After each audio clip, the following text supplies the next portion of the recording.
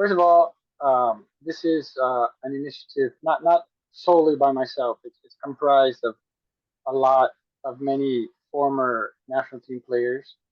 At the moment, there are over 50 applied members.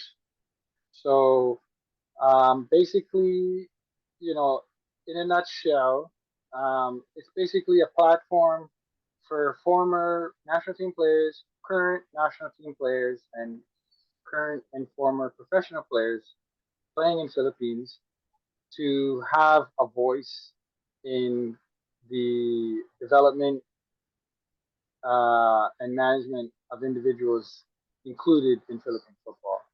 So, from the player standpoint, it's about having that, you know, security and support for any kind of issues that may arise, whether it's players not receiving salaries or issues internally with other teams might be. Um, it's time for the players to really have a voice. And I'm just surprised that association like this was never formed before.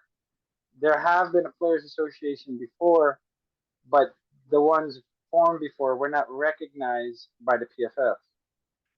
So this membership, this association is different in that we will, one, be supporting players' rights and individuals, but at the same time have an actual vote and voice in PFF Congress. That's if and when the Players Association is approved. At the moment, I personally helped drop off the application in the PFF about a month and a half ago. So we're still waiting on the approval by PFF. But if we are approved, then we will, as an association, have one vote in the PFF Congress on certain matters. So, it's open to any former player, any current player, um, and anyone who kind of just wants to get involved, who was a player. Um, there have been times I know in the past where many issues with players may arise, but they don't know who to go to or who how to get help. Right? It's just you against whomever, whether it's the team or the PFF or whichever it may be. So this association is being organized for that, Yeah. for players to help players to be there if they have any issue and be organized in that manner as well. It's organized by the players for the players. Yeah, and I really think it's a great initiative and a great idea, especially with the current or even the previous problems with our domestic league. There's a lot of issues about player salaries that are not being paid on Yeah, time. Yeah, and yeah, to have a governing body that will voice out right. issues for the players is very important. I think JFA has one. Yeah, Japan also. I think every every they have major one. So federation have a players association. yeah, Yeah, and I think we should treat players as professionals, equal professionals. Uh, yeah, a- and I think if you are Phil Young husband, right? If you're Phil Young husband and after going to Meralco Manila, the club folded. Going to Davao Aguilas, the club folded to Davao Aguilas. That that can take a toll, a mental for your mental health, right. right? As someone who's aspiring to become a professional football league or a player, that means that you need to be treated right. Uh, Right. and I can feel how Phil retires. He retired very early, if I may say, Yeah, at a I young agree. age, right? Yeah, So probably that could be one of the reason why he retired. It's because of the unsustainable uh unsustainability. And as if you're going a family and you're a full-time footballer, you don't want to let this thing happen because you're vulnerable financially in your family if you're the ones who's only supporting uh your own family. Right. Yeah. The players need support for sure, and they need to work together. You know, they're all on the same status and on the same boat, so to speak, and they need to have support for sure.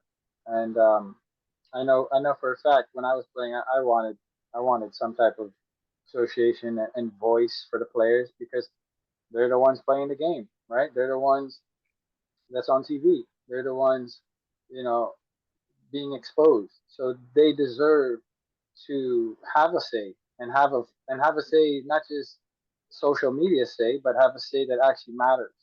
So hopefully this association will get approved by the PFF in the next Congress, and hopefully we can grow it and be able to take care of players' rights and really help players in the future.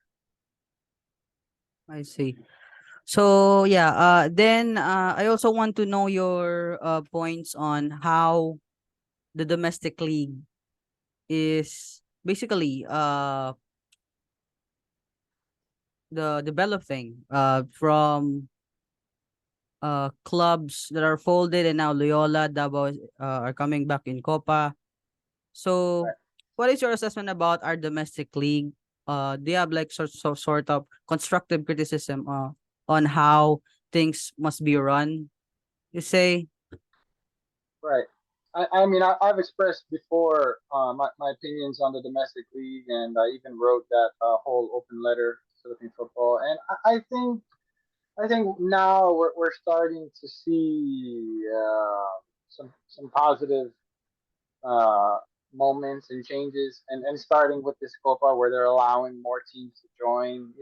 That's really we cannot jump to a professional league in the span of 1 year, 2 years. It takes time, and I think that we just kind of jumped the gun too early to professionalize our league. And I think the motto we had during my days, 2011, 12, 13, 14, 15, was a good model, and I think they're kind of reverting back to it, which is good because it works. You have teams that are professional, and then you have teams that are amateur, and then you have teams that kind of they want to be professional. So it has to be inclusive, especially for a developing league where we're not turning away teams. We're bringing teams on, right? We're all working together. We're growing the league together, and in that league we then have our you know differences between the clubs that want to actually participate in, say, an AFC Cup or a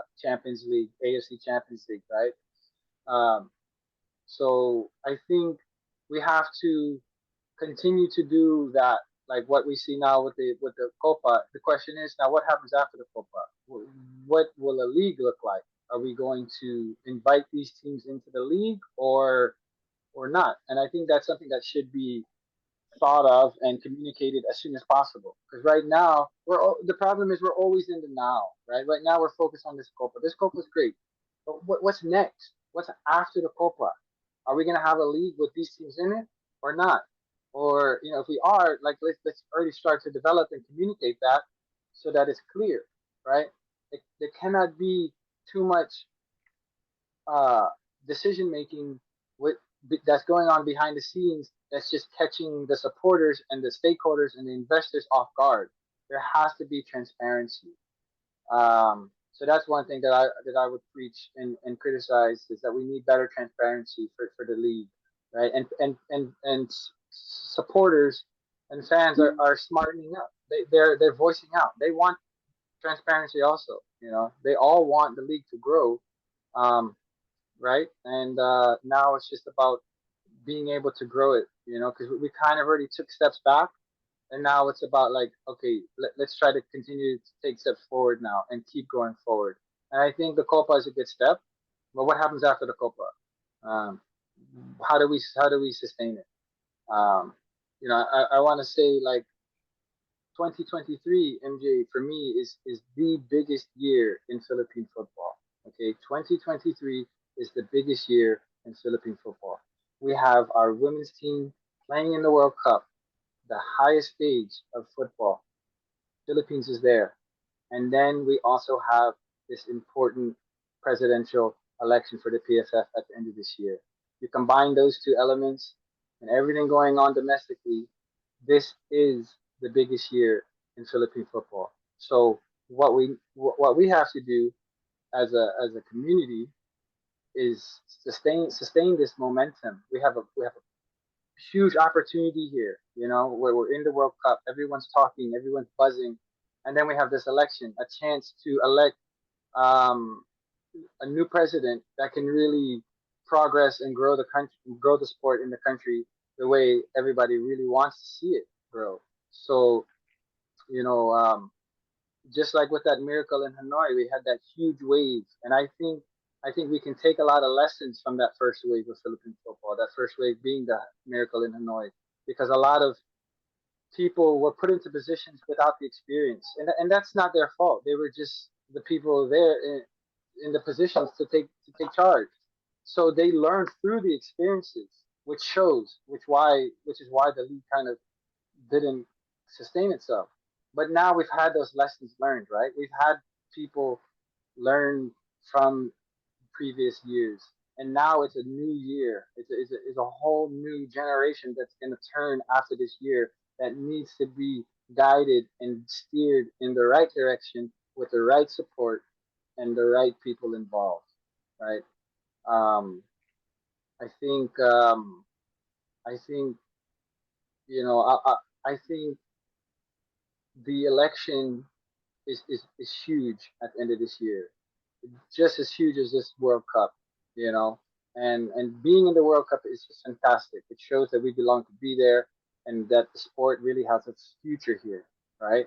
So we have to really capture it in all essence, from the grassroots to the domestic league to the national teams.